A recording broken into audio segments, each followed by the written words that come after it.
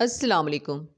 सूरह मुल्क में अल्लाह ताला ने इरशाद फरमाया है, वो कि जिसके हाथ में बादशाही है, बड़ी बरकत वाला है और वो हर चीज़ पर कादिर है। उसी ने मौत और ज़िंदगी को पैदा किया ताकि तुम्हारी आजमाइश करे कि तुम में कौन अच्छे काम करता है, और वो ज़बरदस्त है, बख्शने वाला है। इस आयत में अल्लाह ताला ने हमें वाज़ेह तौर पर बता दिया है कि हम दुनिया में क्यों आए हैं। हम दुनिया में अपने कामों, अपनी ज़रूरतों और अपनी ख्वाहिशों के पूरा करने के लिए नहीं आए, बल्कि अल्लाह की पहचान और उसकी खुशनूदी हासिल करने के लिए आए हैं। यानी जो अच्छे काम करेगा वही अल्लाह को पहचान सकेगा। यानी सिर्फ ईमान ले आना ही काफ़ी नहीं, बल्कि नेक अमल करने से ही हम दुनिया और आखिरत में कामयाब होंगे।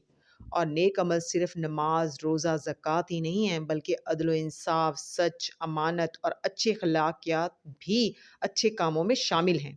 अल्लाह ताला हमें हर तरह के अच्छे काम करने की तौफीक अता फरमाए, आमीन। आज का सबक शुरू करते हैं।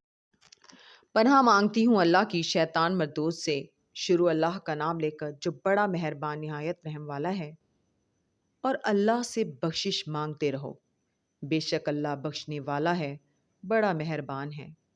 और जो लोग अपने हम जिनसों की खयानत करते हैं, उनकी तरफ से बहस न करना, क्योंकि अल्लाह दगाबाज और गुनहगार को दोस्त नहीं रखता।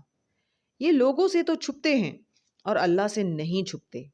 हालांकि जब ये रातों को ऐसी बातों के मशवरे किया करते हैं जिनको वो पसंद नहीं करता, तो वो इनके साथ हुआ करता है और अल्लाह इनके तमाम कामों का इहाता किए हुए है।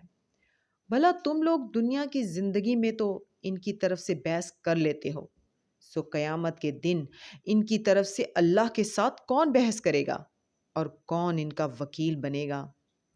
और जो शख्स कोई बुरा काम कर बैठे या अपने हक में जुल्म कर ले, फिर अल्लाह से बख्शिश मांगे, तो अल्लाह को बड़ा बख्शने वाला, बड़ा मेहरबान पाएगा।